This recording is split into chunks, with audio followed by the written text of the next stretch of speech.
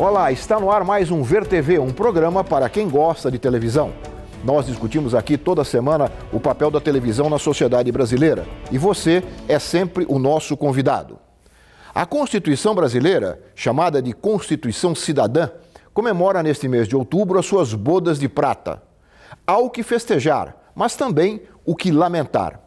Em 25 anos, vários dos seus artigos não entraram em vigor porque não foram regulamentados. Entre eles, alguns referentes à comunicação social, como o que determina a regionalização da programação de rádio e televisão, tema do Ver TV de hoje. Para discutir esse assunto, nós convidamos Renata Miele. Ela é jornalista, diretora do Centro de Estudos da Mídia Alternativa, Barão de Itararé. Décio Júnior, também jornalista, dirigiu a programação e o jornalismo da TV Educativa de São Carlos, onde foi responsável pela produção regional de conteúdo. E Leila Fernandes, presidente da Associação Brasileira da Produção de Obras Audiovisuais, a APRO. Muito obrigado aos três por terem aceito o nosso convite. Eu queria, antes de começar a discutir o tema, que nós assistíssemos juntos a uma pequena reportagem sobre o assunto de hoje. Vamos ver.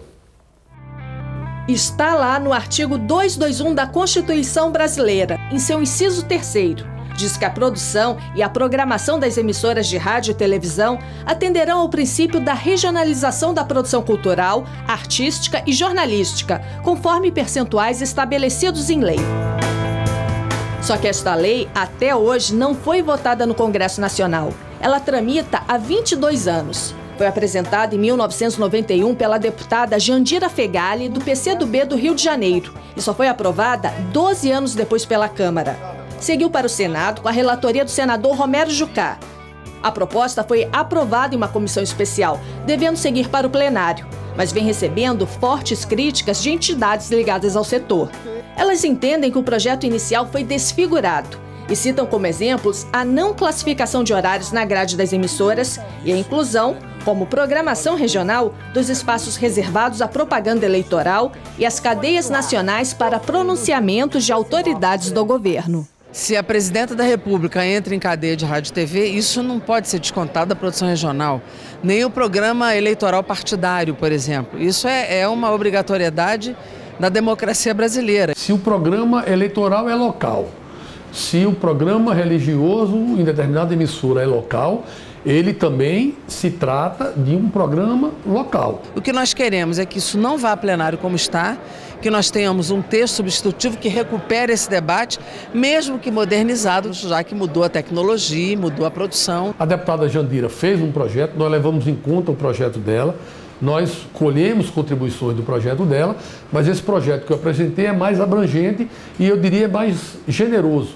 Ou seja, procura ver a ótica das pequenas empresas, das pequenas rádios, das pequenas televisões e criar realmente um processo que faça com que a regionalização se torne uma realidade. O problema está na contratação da produção independente. Essa era a resistência maior e continua sendo até hoje. Tanto que o que se fez agora aqui na comissão mista foi retirar a obrigatoriedade de contratação da produção independente, que já é algo consagrado na legislação no mundo inteiro. Eu acho que nós temos que ir devagar.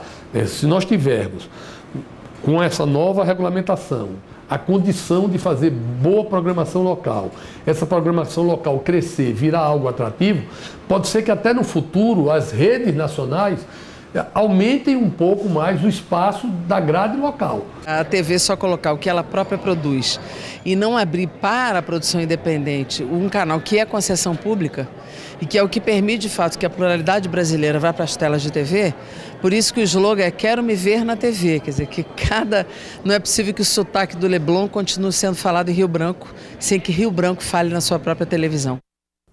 Renata, nós vimos você aí falando, né, nesse ato realizado na Câmara dos Deputados em Brasília, num ato que reuniu entidades que se posicionaram contra esse relatório que foi feito e apresentado pelo senador Romero Jucá. Quais são os pontos mais críticos ou mais criticados por vocês? Olha, há vários aspectos que nós estamos criticando. O projeto inteiro, para nós, é um problema. Mas a deputada Jandira Fegali já pontuou alguns, como, por exemplo, descontar os horários de cadeia nacional, propaganda partidária do tempo da regionalização, descontar o tempo de veiculação de filmes nacionais no horário da regionalização, independente do filme ter sido produzido ou não naquela localidade. A inclusão de programas religiosos na contabilização da produção local e regional, né? Nosso Estado é laico e a programação religiosa não deveria nem estar presente nas emissoras de televisão aberta. Ela vai contar como regional? Vai contar como conteúdo regional. A destinação de recursos do Fundo Nacional de Cultura para que as emissoras de rádio e televisão produzam conteúdo regional e local, ou seja, essas emissoras já gozam de benefícios fiscais por serem concessões públicas, já recebem verbas publicitárias vultuosas e ainda vão receber recurso público para realizar a sua produção. Então, são vários, não define um horário. Então, se eu passar uma produção local... Mas define o tempo? Define tempo por faixa de população. Então, eles escalonam começando com cidades até 500 mil habitantes, devem veicular até 5,2 horas semanais de produção regional, né, sendo metade de produção local, e cidades com populações com mais de 5 milhões de habitantes, 14 horas, sendo que 7 de produção local. Então, só que não define um horário para veiculação. Pode ser de madrugada. Pode ser de madrugada, não tem problema nenhum. Então, são vários aspectos desse projeto que, na prática, não regionaliza a programação, apenas cristaliza o que nós já temos hoje e é um empecilho para a promoção da diversidade, da pluralidade e da ampliação da liberdade de expressão no nosso país. Leila, foram feitos vários, a Renata apresentou aqui vários pontos que são criticados, a deputada Jandira Fegali também colocou outros, mas a deputada salientou aqui no VT da abertura que nós vimos a questão, e a Renata também, da produção independente, né? A recente lei de cotas parece que deu um fôlego forte, né, para o mercado de produção independente. Este agora, da regionalização, não seria também uma nova oportunidade para ampliar esse mercado? Claro. Agora, nós estamos as nossas produtoras estão voltadas a se dividir mais para o conteúdo. E realmente, nesse último ano, nós tivemos um aumento significativo das grandes produtoras no eixo São Paulo e Rio, trabalhando com conteúdo. E sempre foi um objetivo da associação, da APRO, expandir, inclusive, com a regionalização, quer dizer, ter mais produtoras no Brasil inteiro e produzindo conteúdos pontuais regionais. Eu vou fazer uma perguntinha assim, bem simples. Só não existem mais porque não há onde veicular? Quer dizer, se houvesse a lei da regionalização, cresceria muito esse mercado? Com certeza. Qual é o quadro hoje no Brasil de produtoras independentes? Nós temos de produtoras que são filiadas à associação, à APRO, são 110 produtoras. Na realidade, elas estão concentradas no eixo Rio-São Paulo, mas tem grandes produtoras Rio Grande do Sul, Santa Catarina, Paraná, Bahia, voltadas ao comercial e hoje já 90% delas já se dividindo com conteúdo. E existem 4 mil produtoras espalhadas pelo país, que realmente hoje produzem o comercial local, a produção regional mesmo, do mercadinho, do supermercado da vila, ali comercial, propaganda. Comercial. E a nossa ideia era que com a lei e com a regionalização, essas produtoras, inclusive, crescessem, porque elas são muito pequenas, mas elas teriam a possibilidade de crescer ou até se filiar e se associar às grandes produtoras do eixo Rio-São Paulo e, obviamente, tornar o país como um polo de produção maior, inclusive. Já imaginou quanta gente que está nessas regiões do país querendo trabalhar, né? E tem possibilidade criativa de fazer isso? Sem dúvida nenhuma, sem dúvida nenhuma. Era essa a nossa esperança e nós também trabalhamos muito com uma coisa que é voltada à regionalização, inclusive do próprio comercial. Nós temos ainda hoje um comercial, que é como a deputada falou, com o sotaque do Leblon ou de São Paulo. Indo para o Brasil todo. Indo para o Brasil todo. Mas nós temos as produtoras regionais, então seria muito importante que realmente não tivesse se desfigurado, porque eu chamaria que foi meio desfigurado o nosso projeto aí de lei, uma coisa que estávamos trabalhando todos aí há 20 anos, né? Ele foi meio descaracterizado, então isso deixou um pouco assustado, inclusive, pelo que a gente estava comentando. Décio, vamos entrar na conversa sobre... Você trabalhou na TV, numa TV educativa, né? Como é que você vê esse trabalho? Aí pelo viés da TV pública, ou das TVs educativas, essa troca de conteúdos para o Brasil conhecer o próprio Brasil. E a gente tinha essa preocupação, Lalo, em São Carlos, que era justamente de você tentar mostrar o que tinha em São Carlos para São Carlos. Começa um primeiro passo. A gente enfrenta, na verdade, como emissora pública e uma emissora pequena, né, do interior, dificuldades financeiras, enfim, que a gente tentava superar, né, obviamente, para você minimamente mostrar aquilo que você quer mostrar. Né? Essas dificuldades financeiras, às vezes, esbarram até numa possibilidade de você contratar uma produtora regional, local, para que você pudesse fazer e produzir. Né? Então, mas mesmo assim a gente enfrentava esses desafios. Quer dizer, existia dentro da nossa programação da TV Educativa de São Carlos, a gente produzir e apresentar programas locais. A gente ia ter um slogan, né? A TV que mostra a cidade para você. Quer dizer, vamos adotar essa filosofia. Isso tem audiência, né? Isso tem audiência, porque a pessoa se vê. Né? O slogan da campanha agora, Quero Me Ver na TV, é uma coisa que há 4 anos atrás em São Carlos a gente já tinha adotado. Né? A TV Educativa de São Carlos, a TV que mostra a cidade para você, as pessoas se viam. Né? De alguma forma elas se identificavam com aquele artista, com uma entrevista, enfim, com conteúdo jornalístico. Né? Então você percebia isso. A gente não tinha na época mensurado nenhum tipo de audiência por meio de pesquisa, mas você tinha esse retorno. Né? Agora, quando você vive uma realidade como essa e você vê que pequenos avanços são conseguidos com grandes esforços, aí você tem talvez seja pesado, mas um golpe, né, como esse que está acontecendo, você fica, peraí, até onde eu estou indo? Né? Com que resistência eu vou superar o que a comissão mista está me impondo?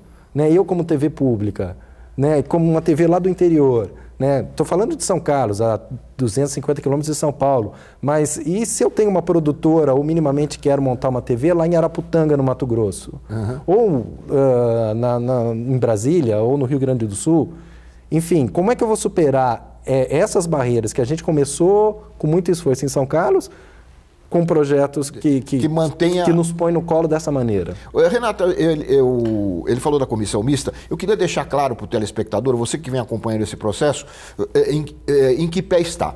Quer dizer, só para deixar claro para o telespectador, a deputada Jandira Fegali apresentou um projeto de regulamentação da Constituição, né, para uma lei para regulamentar aquele artigo que nós mostramos logo no início, em 1991. 12 anos depois, ele foi aprovado na Câmara dos Deputados depois de muito acordo. Agora, e foi para o Senado. E agora surgiu esta decisão de uma comissão mista. Você dá para entender o que aconteceu e o que vai acontecer daqui para frente, Renata? Então, acho que a palavra que ele usou, golpe, não é forte. Porque o que acontece, em maio, início de maio, se constituiu no Congresso Nacional uma comissão mista composta por 6 deputados federais e 6 senadores, com o propósito de analisar todas as matérias que tratam da regulamentação da Constituição Federal. Ela é uma comissão mista que tem caráter terminativo. Então, eles analisam os projetos, no caso, eles analisaram o projeto da Jandira, mais um outro projeto, os outros 2 que estavam em tramitação, e apresentaram um outro relatório, que na prática é um outro projeto, vai para o plenário da Câmara e vota-se no plenário da Câmara. Se a Câmara aprovar, vai direto para a sanção presidencial. Então, a nossa luta agora é para que os deputados apresentem emendas de plenário para que o projeto não seja aprovado e retorne para esta comissão, para que a gente possa pensar o que fazer. Porque, como disse o Romero Jucá, ele realmente pensou em ser generoso. O problema é que ele pensou em ser generoso com as empresas de radiodifusão e não com a sociedade brasileira, que precisa se ver na TV, com a produção independente, que precisa ter um fomento da cadeia econômica do audiovisual no Brasil inteiro para diversificar isso, né? Então, ele fez esse projeto, esse relatório, para atender os interesses das empresas de radiodifusão estabelecidas no país. Você acha que isso cristaliza o que existe agora, se esse projeto for... Sem dúvida nenhuma. Se você pensar que a maior cota de programação regional é para cidades acima de 5 milhões de habitantes, são 14 horas semanais, portanto 2 horas diárias. Então, hoje, o que as grandes emissoras já fazem, que são principalmente os jornais vespertinos e noturnos, e em algumas localidades os matutinos, já conta para isso. Na verdade, é manter o status. É manter o que já temos.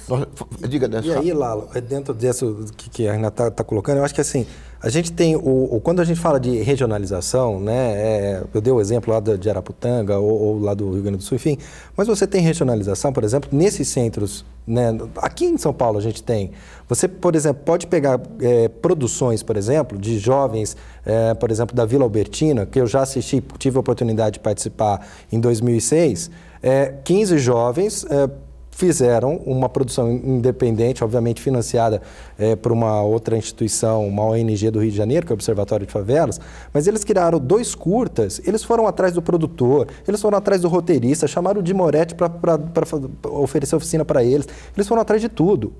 Quer dizer, existe uma produção local aqui também, que às vezes a gente não vê. Não consegue ver. Isso é muito rico. Não tem janela de exibição. Não tem. Eu vou ter que fazer... Na realidade, eu assim, vejo uma coisa que o que você falou, privilegiou ali pontualmente as emissoras, as empresas de radiodifusão, mas é muito pequeno perto do que nós, quando trabalhamos no projeto, também as produtoras independentes, nós colocávamos como uma coisa muito maior que isso, que não é só a produção independente, a região, é o enriquecimento e a viabilização da produção independente no Brasil inteiro. Nós temos um projeto dentro da associação que é ligado à Apex, para vender o Brasil como um polo produtor, que para as produtoras seria muito importante, inclusive, você ter esse fortalecimento das produtoras regionais, até para você ajudarem nessa vinda das produções internacionais. Nós somos procurados pelo mundo inteiro. Leila, nós vamos falar sobre isso logo em seguida. Eu vou ter que fazer um rápido intervalo. O Ver TV volta já, conversando aqui sobre a regionalização da programação de televisão no Brasil. Nós voltamos já.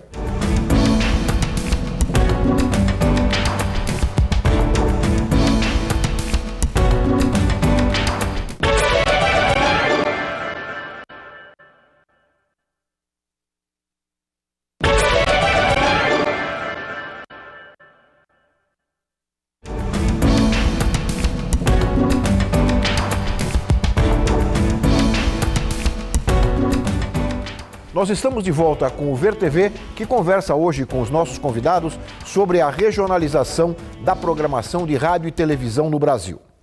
O Observatório do Direito à Comunicação realizou em 2009 um levantamento em 11 capitais brasileiras, uma amostra com 58 emissoras, incluindo públicas e comerciais. Esse estudo mostrou que a produção local ocupava, em média, cerca de 11% da programação da TV aberta. É um índice bastante inferior ao percentual de 30% previsto pela versão inicial do projeto de lei da deputada Jandira Fegali, ao qual nós nos referimos aqui no primeiro bloco do programa. Nós vamos agora ouvir o jornalista Jonas Valente, do Intervozes, que coordenou esse levantamento, essa pesquisa. Vamos ouvir o Jonas.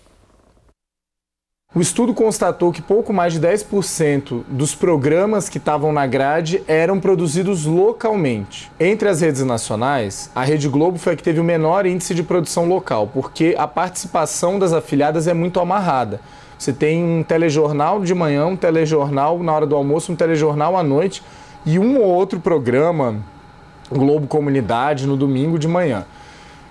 A que teve mais participação foi a Rede TV, mas isso precisa ser relativizado, porque essa participação de produção regional foi muito garantida pelo aluguel de espaço. Então, as afiliadas à Rede TV têm uma grade menor nacional que elas precisam reproduzir, mas isso faz com que elas acabem locando o espaço de programação, fundamentalmente para vendas de produtos e para programações religiosas. Esse baixo índice de produção local tem a ver com a forma como o negócio da televisão se estrutura.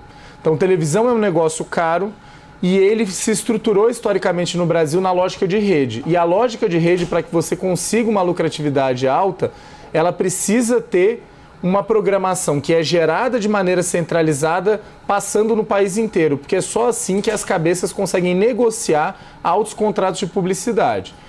Por outro lado, isso não deve servir para a gente normalizar essa situação de uma programação verticalizada. Não é só porque essa lógica econômica existe que isso deva ser tratado como algo que deve ser aceito. Ela deve ser considerada, mas é necessário e urgente buscar outros modelos de negócio de modo que as emissoras locais possam ter programações realizadas ali onde elas estão. Bom, o Jonas toca em duas questões importantes. Uma é a questão do tempo, né? Que nós já falamos um pouquinho no primeiro bloco. E outro é a forma como a televisão brasileira foi estruturada no Brasil. As cabeças de rede no Rio e em São Paulo e depois as afiliadas por todo o país. Aliás, burlando um pouco a Constituição, porque a Constituição diz que cada empresa só pode ter 5 emissoras de UHF e 5 de VHF.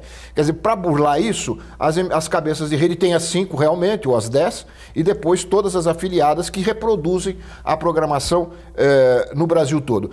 Você, Renata, também fez um levantamento sobre essa questão de tempo. Eu fiz agora... Mais recentemente. Não, fiz assim um levantamento com base naquilo que é divulgado pelas próprias emissoras nos seus sites, né, as várias afiliadas, porque não há um dado do Ministério das Comunicações público sobre isso. Né? E eu cheguei a um número muito próximo do que o Jonas chegou, que é algo em torno de 10%, ou seja, 90% da grade das emissoras é de conteúdo nacional. Né? E isso é grave, porque o projeto prevê regionalização e tal, mas, por exemplo, há emissoras de outorga local. Essas emissoras que são de outorga local, elas deveriam ter a cota ao inverso. Nós lançamos, né, estamos participando de uma campanha para coletar assinaturas por um projeto de lei de iniciativa popular que regulamenta os artigos da Constituição que tratam da comunicação, e temos alguns artigos que tratam sobre regionalização. E no caso da nossa proposta, nós indicamos que para as emissoras de outorga local, como disse o Jonas, 70% da produção deveria ser local, produzida por produtoras locais, com mão de obra local. Porque a concessão foi dada para um serviço público local. Exatamente. Né? Então, nem faz muito sentido pensar em cota de regionalização para uma emissora cuja outorga é local. Né? Então, de fato, esse modelo sob qual a nossa televisão se estrutura, né, que é um modelo centralizado, baseado no eixo Rio-São Paulo, é um modelo que... É interessante porque você cria o modelo dessa forma e depois todas as outras, como gostam de falar os economistas, toda a cadeia produtiva se organiza da mesma forma, né?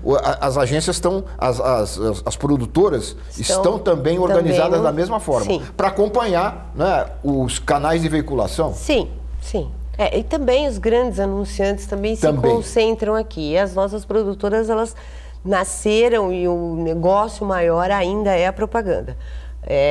Mas o maior número está em eixo Rio-São Paulo, mas a ideia de todos, inclusive nós temos produtores que começaram a abrir produtoras fora, filiais fora, inclusive, para poder sair fora desse eixo Rio-São Paulo, até na produção de comercial. Então, é uma coisa que é interessante para todo mundo, você conseguir ter um bloco de produtores, um foco de produtoras espalhados pelo país, pelas outras cidades. A gente já tem uma produção, por exemplo, polos cinematográficos que poderiam também ser aproveitados para produzir para televisão. Nós temos em Pernambuco grande produção, nós temos no sul do país. Então, quer dizer, existe uma produção, como o Décio tinha falado, que é independente, que é local, que é regional. Então, essa lei... Existe uma procura de inclusive, aquilo que eu estava falando do pessoal que vem de fora, que vem como procura regional. Quer dizer, é incrível, porque a gente não tem esse cuidado, mas as pessoas, as produtoras e algumas coisas que faziam um pedaço de um longa-metragem, por exemplo, vêm procurar um lugar, uma produção local. E nós não temos. Não tem isso. E mais do que essa regionalização, da produção, na verdade, que isso pode, obviamente, ser incrementado a partir do momento que você dá incentivo a essa produção, é você pensar também num segundo passo, num segundo momento, como é que você vai e para quem você vai transmitir o que foi produzido. Né? Então, eu faço uma produção numa certa região, vou citar de novo o interior do Mato Grosso, e eu vou transmitir isso ali, naquela cadeia, ou eu vou transmitir isso numa região maior, no estado, numa cadeia nacional? Por que eu, como coordenador, por exemplo, de programação de uma TV educativa no interior de São Paulo, não posso receber, de repente, uma programação? Opa, o seu programa aí no Mato Grosso, ele é bem interessante. Mostra uma cultura diferente, mas uma cultura que, de repente, venha a despertar interesse do meu telespectador. É o Brasil conhecendo o Brasil. Exatamente. A gente chegou até a fazer algumas produções, mas aí de forma jornalística, com a TV Educativa do Paraná, com a Rede Minas, né? Mas são coisas pontuais. Agora, é um desafio que daqui para frente a gente tem que pensar, né? Isso ajuda as produtoras, obviamente as produtoras vão querer produzir e podem, de repente, se beneficiar comercialmente com isso, e também as emissoras públicas, né? Ou comerciais, abrirem esse espaço, a ter esse espaço de divulgação de programas que são de excelentes níveis. Assim. O Décio, uma das questões que está presente, já estava no projeto da Jandira, é a questão da porcentagem. Nós falamos isso, do espaço, do percentual da programação que deve ser dedicado, ou deveria ser dedicado, à produção independente. E sobre esse assunto, nós fomos ouvir a presidente da Funtelpa, que é a Fundação Paraense de Radiodifusão, que é gestora da TV Cultura do Pará, a Adelaide Oliveira. Ela fez um comentário a respeito dessa questão do percentual. Vamos ouvi-la. Eu acho que qualquer projeto de lei que determina um percentual precisa levar em consideração a realidade. Quando você determina um percentual mínimo ou máximo, você precisa levar em consideração o retrato, a natureza dessas emissoras. Essa emissora tem potencial para isso? Ela tem condições hoje de fazer isso? Será que ela já está fazendo o mínimo? Ela tem fôlego? É difícil você chegar com um percentual pronto e estabelecer para todas as emissoras, sejam elas públicas ou privadas, que elas precisam seguir aquela cartilha. Então, acho que precisa ser melhor conversado, bem conversado, para se chegar, sim, se for necessário um percentual, mas esse percentual que ele faça parte mesmo da realidade de cada região e de cada emissora. Bom, bem conversado já foi, porque pelo que nós... São 20 e poucos anos de conversa, mas de qualquer forma ela coloca uma questão importante, né? Eu acho que o problema em relação às cotas é se há em determinadas regiões condições de se cumprir as cotas. E esse argumento é o mesmo, Lalo, utilizado pelas emissoras de TV por assinatura, pelas programadoras de TV por assinatura, para tentar impedir a aplicação da nova lei de TV por assinatura, que tem sido responsável, né, Leila, pelo aumento da produção independente. Inclusive, diziam que não havia nem material suficiente para produzir e, mais do que isso, diziam que não haveria qualidade. E esse argumento é o mesmo, quer dizer, existe produção no Amazonas, no Acre, no Mato Grosso, só não existe janela de exibição, né? E ao invés de você ter um projeto de lei que preveja, por exemplo, recursos para melhorar e incentivar essa produção independente, você tem um projeto de lei aprovado que dá mais recursos para as emissoras de radiodifusão.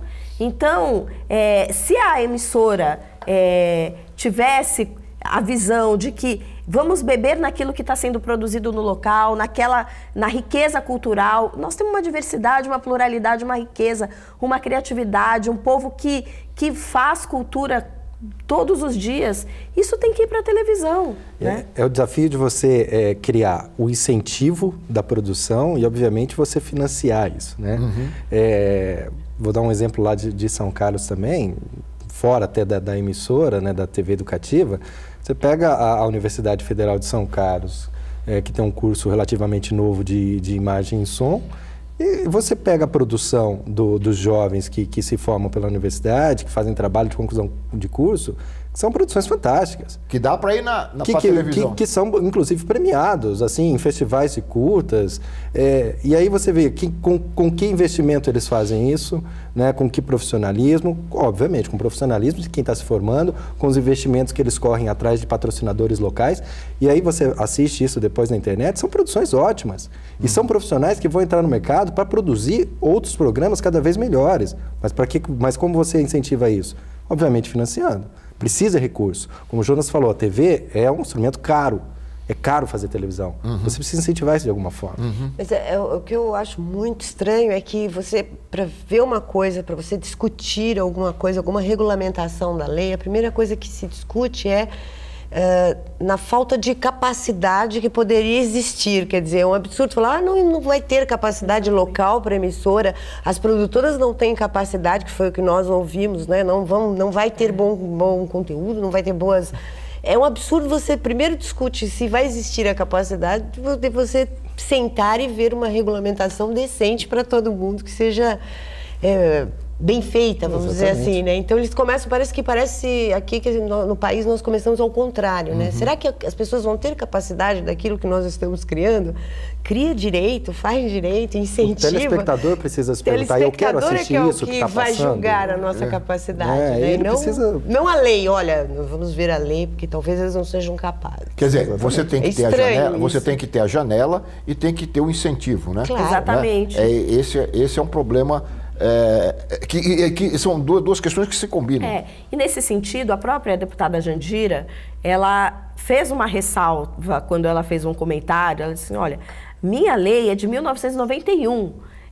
É lógico que talvez ela precisasse de uma atualização, porque mudaram as tecnologias. Claro. E essa atualização, eu não erraria em dizer aqui, talvez, Lalo, que poderia ser bebida muito nesta lei de TV por assinatura, porque ela prevê investimento para produção independente, né? Ela destina o horário nobre para que essa produção seja veiculada nos meios... E já foi provada que é eficiente. E já foi provada que é eficiente, apesar de continuar sendo contestada no Supremo. E esse relatório do Jucá, que agora vai para debate no plenário da Câmara, quer dizer, não prevê nada disso, não toca nos assuntos, é uma lei generalista, né, que propicia que você dê recurso para fazer produção local para as emissoras privadas, não dá recurso para a produção independente, né? E não diz o que é produção independente, diz o que é produtor independente, mas não qualifica o que é produção independente. Então, eu acho que, além do projeto ser um retrocesso com relação às nossas demandas e todo o debate histórico que vem sendo realizado em torno disso, é um projeto frágil, ruim, que não dá conta da realidade, inclusive de como ele seria aplicado. E discutido de uma maneira estranha. Eu quero reforçar porque a gente comentou isso pouco antes de começar o programa. Essa comissão mista analisou esse projeto e vai analisar quais outros. Né? E vai dar pareceres, assim, exatamente... Para regulamentar a Constituição. Quer dizer, um grupo mínimo de seis senadores tem a condição e tem o direito disso? Você fala isso, nós estamos terminando esse bloco, eu não queria deixar de passar esse meu insight, assim, essa minha observação. Vocês estão falando isso, eu fico lembrando do movimento que saiu às ruas, né, no mês de julho, querendo transparência, querendo ver a política sendo discutida de uma forma clara, e de repente vocês estão dizendo aqui que 12 parlamentares, é isso? Isso. 12 parlamentares estão decidindo uma mudança importante na Constituição brasileira. Vamos continuar com esse assunto, nós vamos fazer mais um intervalo e voltamos em seguida com o Ver TV. Nós voltamos já.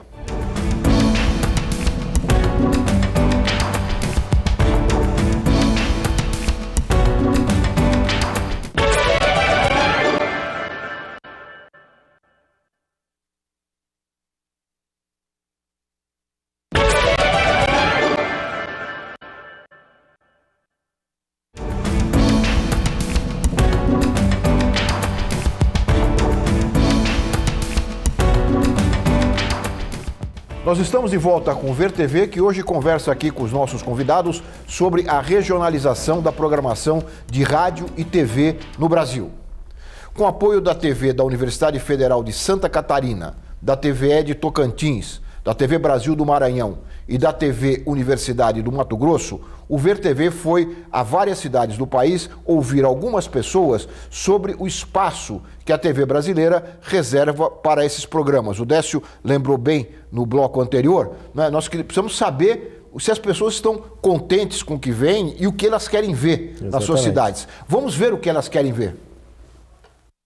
Os canais de televisão estão nas mãos de pessoas físicas, de grupos, e esses grupos não têm interesse em produzir o regional. No caso do Maranhão, nosso estado, tem o Bumba Meu Boi, tem a dança do Cacuriá, produtos simbólicos que podem ser exportados e tem condição também de competir ou de estar equiparado com os outros itens que sempre são colocados do Sul e Sudeste. Acho que tem um longo processo ainda que deve ser feito de regionalização, né, dessas emissoras para garantir até a identificação desses públicos, dos seus locais de origem.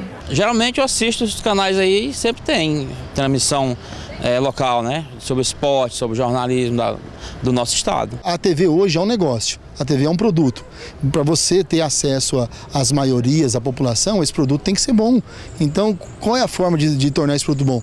É você podendo vislumbrar a cultura local, a produção cultural local, regionalismo, esporte. Agora, uma obrigação não, né? Chega de ditadura. Olha, eu creio que há um predomínio do eixo Rio-São Paulo sobre a mídia, que a gente assiste aqui em Florianópolis, enfim, né?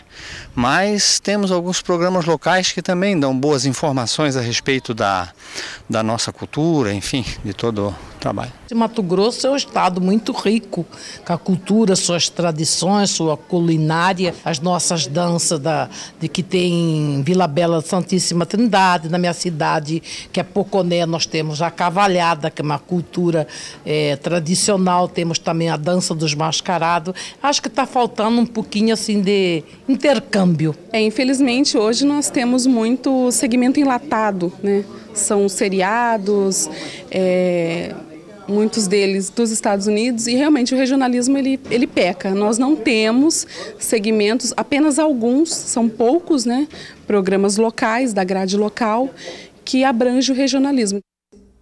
Parece que respondeu a você, né, Décio? Respondeu? Exatamente, eu acho que as pessoas querem isso. Né? E a partir do momento que o telespectador ele sai daquele conhecimento que a ele é imposto, ele vai ter interesse em conhecer. Se ele de repente vai conhecer o Bumba Meu Boi, quando ele voltar para Santa Catarina, por exemplo, e ele assistir uma reportagem sobre o Bumba Meu Boi que ele viu de perto, ele vai ter mais interesse. Agora, se ele não tem condição de sair e ir lá conhecer, como é que ele vai ficar sabendo? Porque leu, porque viu na internet, porque aprendeu na escola? Não, essa cultura precisa chegar. Né? A pessoa vai ter o direito de escolher, não quero ver sobre isso, quero ver outra coisa, mas isso precisa ser colocado, abrir esse leque, né, para as pessoas poderem escolher. E principalmente na teledramaturgia. Por que precisa ser nacional os seriados e as novelas das emissoras cabeça de rede? Porque ao invés de passar no Acre, sei lá, um seriado produzido no eixo Rio-São Paulo, não se produz um seriado sobre a realidade das famílias de lá. A gente assiste o comportamento da família classe média do Rio de Janeiro, do Leblon, como diz a Jandira, em todo o Brasil. Só que o Brasil é mais diverso do que isso, e a cultura e o comportamento e como vive uma família ribeirinha não é a mesma. Então, essa teledramaturgia também, isso precisa estar contemplado na regionalização. O projeto original da Jandira previa isso. Uma cota para a teledramaturgia, né? Mas que é cara, né? Que precisa de dinheiro. Que é cara, mas aí precisa ter investimento público, né? Incentivo público. Já existem linhas de incentivo, a Ancine tem várias linhas, né, de incentivo, inclusive voltadas especificamente no caso da TV por assinatura. Por que não ter uma linha para a produção de conteúdos regionais que incentivasse essa produção local. Então, a diversidade do povo brasileiro, essa pluralidade, ela tem que se refletir não só no jornalismo ou no esporte, que também é descontado dessa lei. Então, o Bavi, lá na Bahia, desconta da regionalização. Quer dizer, coloca Bahia e Vitória... Que produção se tem em torno disso? Já cumpriu a cota. Exatamente. Um Cruzeiro e Atlético. E buscar, Lalo, de repente, não só o financiamento público, né? Você pode buscar financiamento privado. Você acha que, por exemplo, você está em Ilhéus e de repente você vai produzir um documentário sobre as vassouras no cacau, o que isso prejudica? De repente, há um empresariado interessado em financiar. E que não tem recursos para veicular o anúncio na rede nacional, que é muito mais caro. Né? Mas aquela produção vai servir até de conhecimento para o produtor de cacau que está começando, que está recomeçando naquela região, o que quer entender um pouco das dificuldades que ele tem que enfrentar. Estou dando um exemplo ali de Ilhéus. Que no início tudo parece até mais caro, mais difícil, você precisa do incentivo, por isso que existe o incentivo. Mas eu acredito que vários lugares se tornarão polos de indústria mesmo. Até o anunciante, que é o que você falou, se desloca para aquela região, vai fazer um anúncio pontual, não anunciante regional, anunciante nacional, que vai falar com aquele programa, com aquele público local. E se for bom, vai virar indústria, vai dar dinheiro, não pode ficar também com essa coisa, mas não vai dar dinheiro. Essa é uma outra questão interessante, eu queria te ouvir, Leila. O fato de você ter um certo mercado publicitário, né, que tem recursos para bancar um anúncio numa TV local, mas não tem recurso para colocar na rede nacional. A regionalização também não abriria espaço maior para isso? Claro, inclusive do grande anunciante, que também iria se tornar com uma comunicação de propaganda também mais regional. Porque se você começa a desenvolver, a aflorar essa cultura regional, esses programas pontuais, o anunciante talvez tenha que fazer, talvez não, com certeza terá que fazer ações pontuais para Norte, Nordeste, para o Sul. Então, e o pequeno anunciante também vai se privilegiar com isso. Quer dizer, então, é uma coisa que, como indústria, ela é muito positiva. É uma loucura ficar... E sobre o jornalismo, eu queria uma palavrinha também de vocês. Eu me lembrei de uma cena que eu vi saindo de um hotel em Belém do Pará, no final da tarde, e a televisão mostrava um congestionamento monstro na marginal do Tietê, aqui em São Paulo. Eu fiquei a me perguntar, até perguntei para o moço lá da portaria o que isso tinha a ver com a vida dele, não é? O que significa para ele? O que isso significa para a vida dele? Porque tem programas jornalísticos que não são exatamente os jornais, né? Regionais, que são a grade é nacional, que fazem parte da grade nacional, né? Então, e são produzidos em São Paulo. Então você fica aí no Brasil inteiro acompanhando, principalmente os policialescos, né? Das emissoras que tem esse tom mais da espetacularização da notícia e tudo. Eles são da grade nacional e não passa nada do que vai nos outros estados. Só Rio, São Paulo. E na minha avaliação, Lalo, já que a gente só falou de TV, né, até agora, eu acho que nesse ponto o rádio sai na frente. Né? O rádio consegue, de uma certa forma, deixar dentro da sua programação jornalística, né, aquilo que é mais local. Há avanços, há necessidade de avanços, há necessidade de melhoria, de questão de conteúdo e tal, mas aí a gente entra num outro assunto. Mas, de certa forma, o rádio está à frente nesse sentido. O próprio modelo de negócios do rádio, em função de como é feita a outorga do rádio, também, como as pessoas não se veem na TV, elas se ouvem no rádio. Exatamente. O rádio é o principal instrumento de comunicação, de informação, de divulgação cultural das pequenas cidades que não possuem nada do que é seu, que fale deles mesmo na televisão. Mas é preciso avançar no rádio também. Olha, eu queria colocar aqui também na discussão uma certa provocação, mas é uma inspiração para o debate do produtor cultural Roger de Renaud, gerente-geral da TV Pernambuco. Ela é uma parceira da TV Brasil e o Renaud participou do movimento Mangue Beat na década de 90, é um grande agitador cultural. e ajudou a mostrar a identidade cultural de Pernambuco para todo o país. A TV Pernambuco trouxe o Roger para a nossa discussão. Aliás, quem lembra do Chico Science, a música Cadê Roger, Cadê Roger? É esse Roger aqui que nós vamos mostrar aqui para vocês, quando ele fala dessa questão do nacional e do regional. Vamos ouvir o Roger.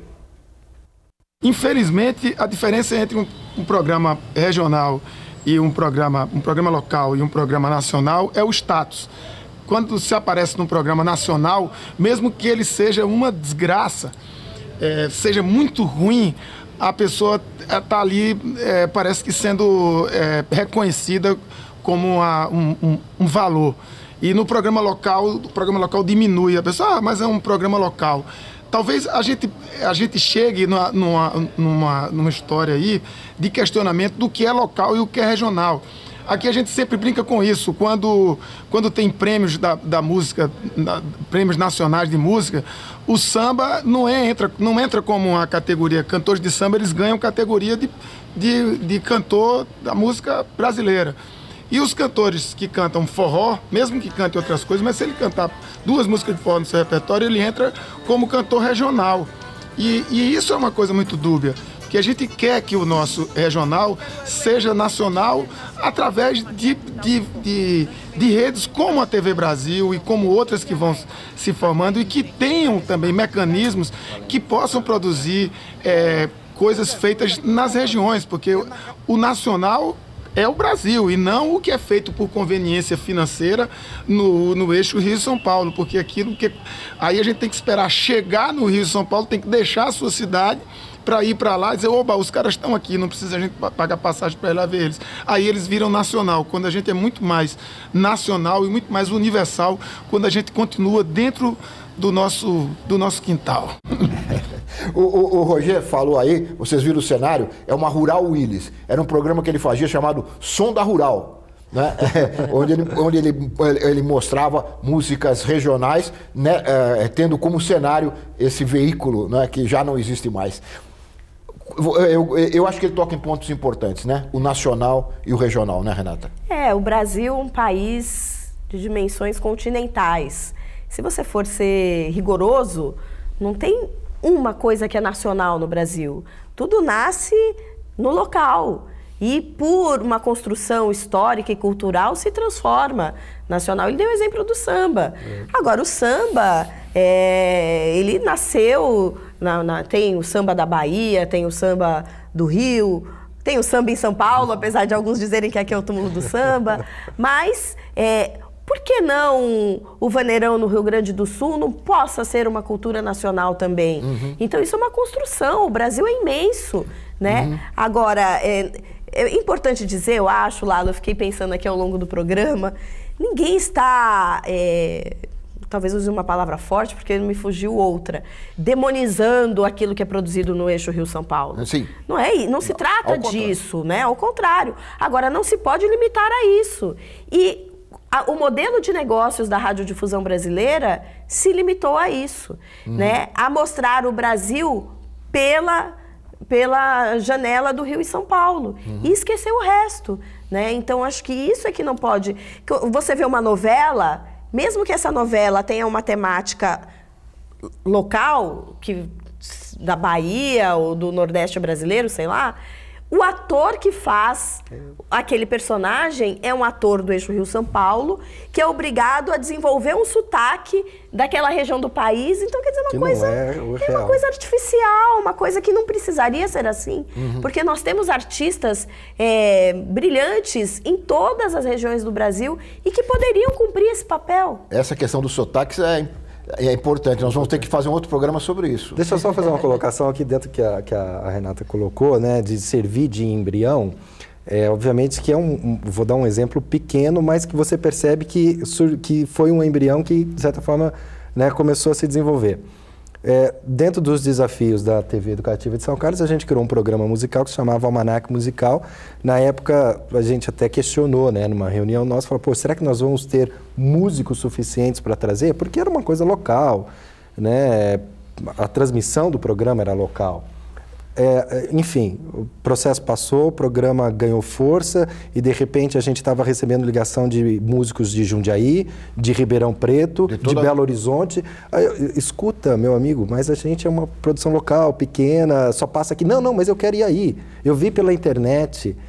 Aí a gente começou a receber Mafalda Minose, trovadores urbanos. A falta de espaço. Quer dizer, as pessoas começaram a vir e falar, eu quero aquilo. Abriu a janela. Então, quer dizer, era uma coisinha, um embrião que você cria, né, uma música local e você, de repente, conquista.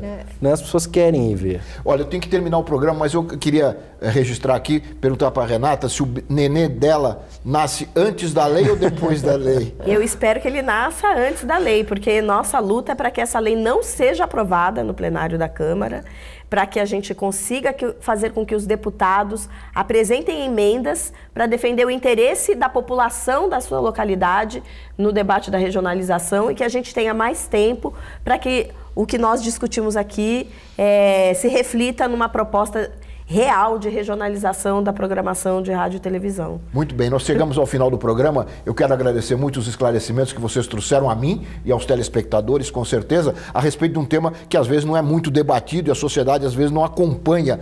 E a participação de vocês ajudou muito nesses esclarecimentos. Muito obrigado, Renata, Décio, Leila, por terem aceito o nosso convite. Eu quero agradecer a você também que nos acompanhou de casa. Lembrando que todos podem acompanhar o Ver TV nos acompanhando também pelas redes sociais, pelo Twitter e pelo Facebook. Até a semana que vem com mais um Ver TV, um programa para quem gosta de televisão. Até lá!